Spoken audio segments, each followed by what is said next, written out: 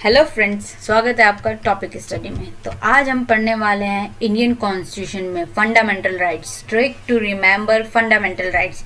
हम Indian constitution में fundamental rights हमने यूएसए से लिए हुए हैं, जो हमारे इंडियन कॉन्स्टिट्यूशन में पार्ट 3 में आते हैं, आर्टिकल 12 से लेकर 35। जो हमारे फंडामेंटल राइट्स है उन्हें मैग्ना कार्टा भी बोला जाता है इंडियन कॉन्स्टिट्यूशन का। और ये फंडामेंटल राइट्स गारंटेड राइट्स होते हैं एंड जस्टिसेबल होते हैं। फंडामेंटल राइट्स को हमने 6 पार्ट में डिवाइड किया है, ठीक है। फर्स्ट है राइट टू इक्वालिटी, जिसे हमने ई से डिनोट किया है। सेकंड है राइट टू फ्रीडम, जिसे हमने एफ से डिनोट किया है। फिर थर्ड है राइट टू अगेंस्ट एक्सप्लॉयटेशन, जिसे हमने ई से डिनोट किया है।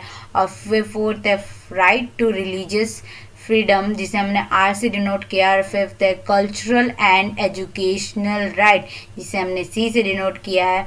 फिर आता है राइट टू कॉन्स्टिट्यूशनल रेमेडी, जिसे हमने आर से डिनोट किया है। इसे हम लर्न कर सकते हैं EFERCR, like equality, freedom, exploitation, religious, cultural remedies.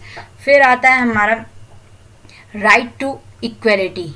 इसमें आर्टिकल 14 से लेकर 18 तक आते हैं, जिसमें आर्टिकल 14 में हमने ई से डिनोट किया है, जिसमें लिखा है equality before law and equal protection of law.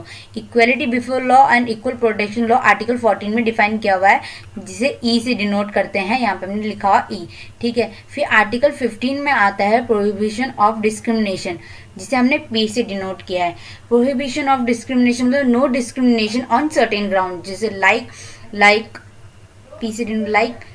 Religious, race, caste, sex और प्लेस ऑफ बर्थ, ठीक है। फिर आता है आर्टिकल 16। आर्टिकल 16 में बोला गया है equal opportunity in public employment, सबको इक्वल अपॉर्चुनिटी मिलनी चाहिए पब्लिक एम्प्लॉयमेंट में, जिसे हमने ओ से डिनोट किया है। फिर आर्टिकल 17 में बोला गया है एबॉलिशन ऑफ अनटचेबिलिटी, मतलब छुआछूत नहीं होगी, जिसे हमने डिनोट किया है यू से, ठीक है। फिर आता है आर्टिकल 18। आर्टिकल 18 में बोला गया है एबॉलिशन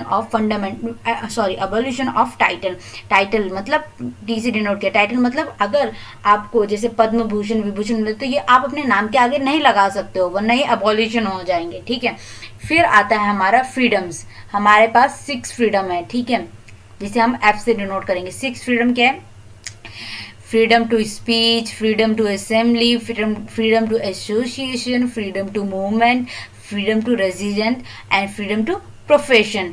आपको फ्रीडम है बोलने का, आपको फ्रीडम है एसोसिएशन, असेंबली का, एसोसिएशन का, इधर मूवमेंट, इधर उधर जाने का, रेजिडेंट कहीं भी रहने का विद इन इंडिया, हाँ विद इन इंडिया में। और अडॉप्ट एनी प्रोफेशन, जिसे हमने डिनोट किया है SAAMRP। बहुत ही आसान ट्रिक है इसे याद करने की, जिसे जो हम फ्रीडम के अंदर आते हैं 6 फ्रीडम, ठीक है, जिसे F6 फ्रीडम के अंदर आते हैं speech, assembly, association, movement, resident and profession. फिर आता है हमारा आर्टिकल 20 में बोला गया ऑफेंस, जिसे हमने किया है डिनोट ओ से। ऑफेंस मतलब वो होता है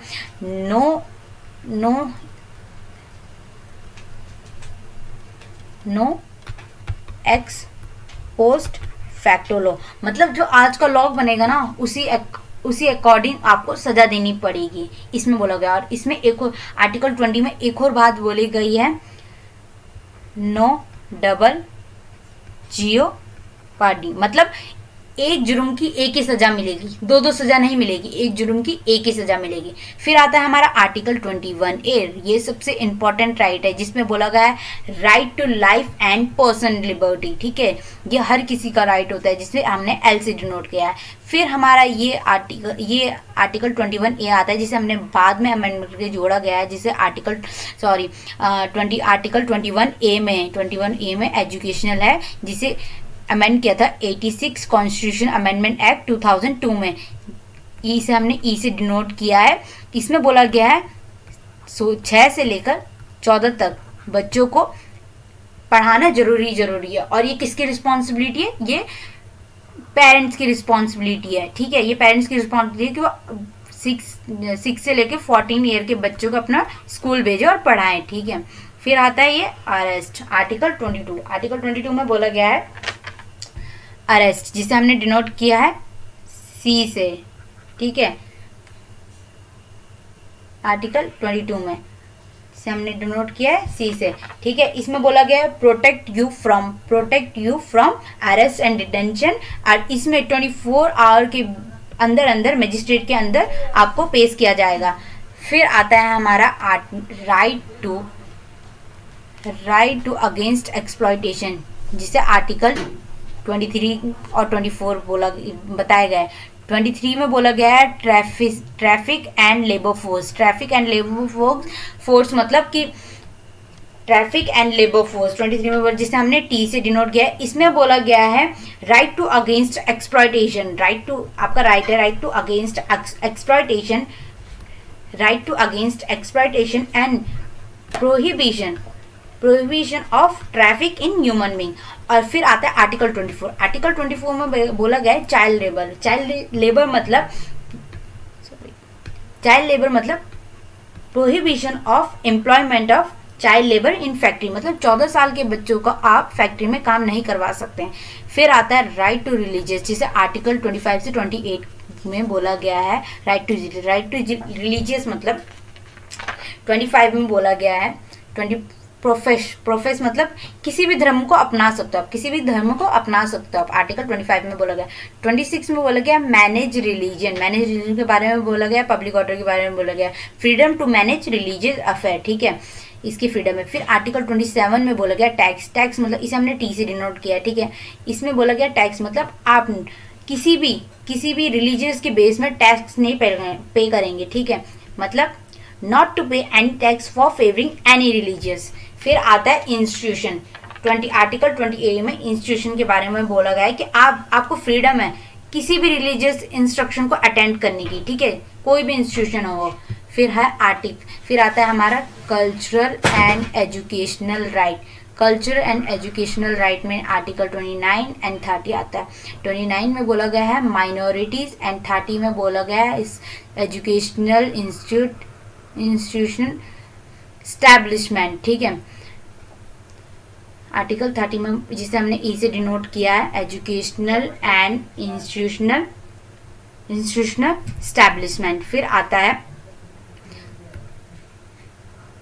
राइट टू रेमेडीज में इसमें आर्टिकल 32 में बोला गया राइट टू प्रोटेक्ट राइट्स, मतलब जो हमें फंडामेंटल राइट्स दिए उन्हें तो हम प्रोटेक्ट करेंगे ना, किस चीज से करेंगे, ये वाला आर्टिकल बताता है कि राइट टू प्रोटेक्ट हमारे राइट्स, उसको प्रोटेक्ट करो, जिसमें हमने 5 रिट्स बोले गए। 5 रिट्स में क्या आता है habeas corpus, mandamus, certiorari, prohibition, quo warranto. Habeas corpus में बोला गया है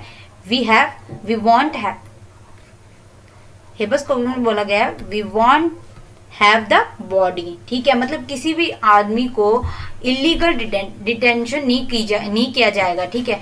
फिर आता है मैंडेमस, वी वांट कमांड, ठीक है, इसमें ये बोला गया है। फिर आता है सर्जरी में बोला गया है कि अगर हाई कोर्ट कोई भी फैसला लेती है और वो उसके अंडर नहीं आता है तो सुप्रीम कोर्ट से बताएगी कि आपके अंडर नहीं आता है, ठीक है।